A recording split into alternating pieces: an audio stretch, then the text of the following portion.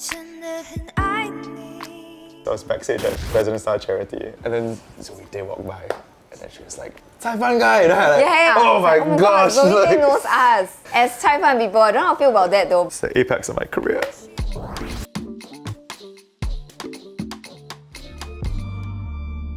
I think Cai Fan got big because it really blew up on WhatsApp. Because man, the boomers went crazy with it. Yeah, I do think the uncles and aunties were really lapping it up. The part about it that makes it funny, like, it's a song that's very rich in the Singaporean experience. If you've lived here and you've been to a coffee shop, you've definitely ordered Cai Fan, and the emotion you feel when ordering is so specific that when we talk about it so seriously, it becomes funny. I think we just thought that that was something unique we could offer because we haven't seen a lot of like people in the country do like music and comedy at the same time, and we both had our own experiences doing that. And I think the chance to take yourself not seriously in a industry where it's very serious music, it's just the funnest thing for me. I would write jingles and stuff, so quite a few of them have quite a bit of success. If it's no emergency and there's no danger to your life, call 1-777-995. But if you don't need an ambulance, you're just not feeling right, just call up your clinic, not 995. I think Venn diagramming is always very fun because you think about it, a lot of the Singapore media scene is in silos, and I think it's fun when you try to just like merge things mash together. these circles together. I'd almost never heard of a musician who is a comedian at the side. And so that felt like if it's a position that doesn't exist, then it's not possible. For the longest time, music was definitely something I wanted to pursue, but I also really enjoyed comedy. And I was just constantly at odds with the two sides of myself. So at the beginning, I was trying to just live separate lives.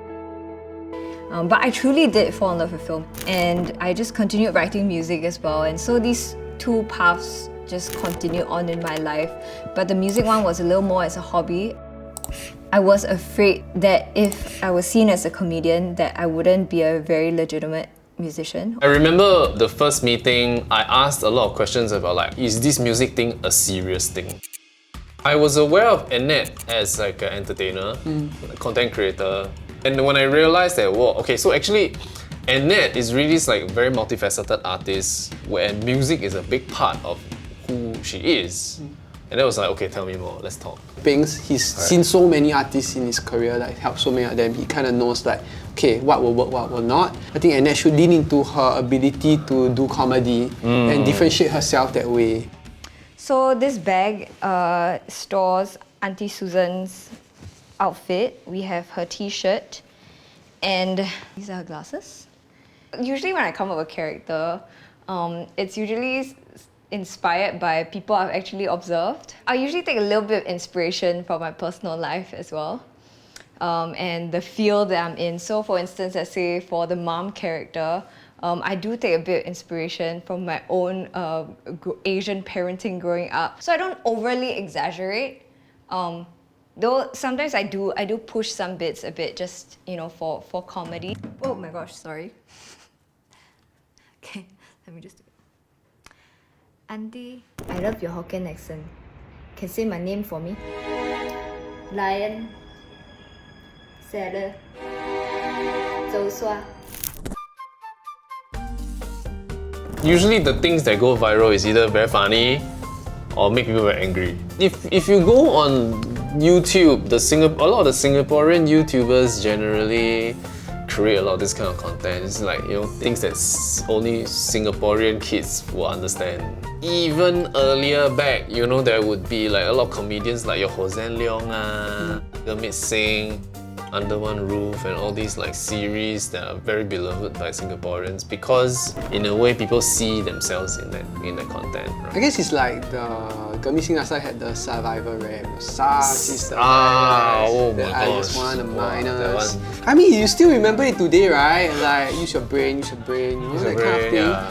I guess social media today like serves two functions. The first one is entertainment. which TikTok does very well because all you do is just entertainment and get entertained. The second one is connect with people that you love. So they share it with their friend, let's say survivor, hey, you know, like in some sense, like I share with you to tell you I care about you, I'm thinking about you and I'm listening to this survivor rap. Or like Cai Fan, you know, like, hey, I think this is like us. This reminds me of our lunchtime. And so these viral things in this world today like hit these two needs. That's why you can achieve like total virality. I think that's probably what like I would say about that. Come boy, give me your hand. Very nicely, still don't understand. I am a man. Come on, scat what scat pain is my middle name. Your middle name, Jordan. Ben and I came together and thought about, hey, we're free now because it's a circuit breaker. Let's make something. What should we do? We can combine our music and comedy abilities to create something. Because I think what's important is that you kind of go through this green grassy shit, right? So we kind of need to see the Uniqlo aspect of that. If we were to sort of have a name for what is our own, I would say it's making like serious music about something that's kind of silly. Are you okay? You're about to faint. You want to sit under a tree? I don't need your shade. You need to lose a layer, that's for sure. Hey, listen up the rap. This is how couture. Cut. Sorry, When Peng Si and I first sat there, I said, hey, we need to leverage the comedy into something that is relatable to your local audience. What can you give to your local audience that Billie Eilish cannot give? Billie Eilish cannot write a Cai Fan song, right? So you confirm if you have a Cai Fan song, you already, not say you will confirm be successful, but you have a possible like higher chance. Yeah, I mean, like every artist, you're trying to figure out what your USP is. So I think for Annette, being relatable was always like a core part of the artist's DNA, so to speak. A big part of comedy is relatability, and that's what makes a lot of comics successful. And I would say like Annette just brought in that sort of like method of thinking into her music.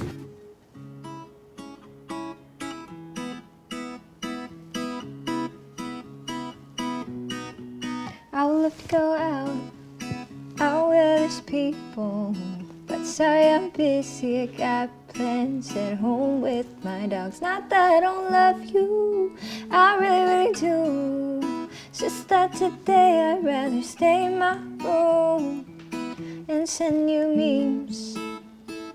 I do think like my comedy pieces do come from difficult experiences as well. But to be able to laugh at it is a good way to cope and get past it, right? It's possible to marry those two intentions into one because they're actually not that far and different from each other. I read this book about comedy writing. It was talking about how comedy is the art of hope. I do want people to be able to find hope in my work, whether it's comedy or music. In the past year or so, I've been trying to explore writing stuff that's just a bit more lighthearted, almost a bit of humor in them, because I think I've separated my comedy and my music for quite a while. Episode 3, At this point in time, I've fully embraced marrying my music and comedy together such that this is a great thing. I decided, just enjoy the process and I shouldn't be so fixated on how to get anywhere or what is the right or wrong thing to do, because sometimes life just surprises you. Yeah.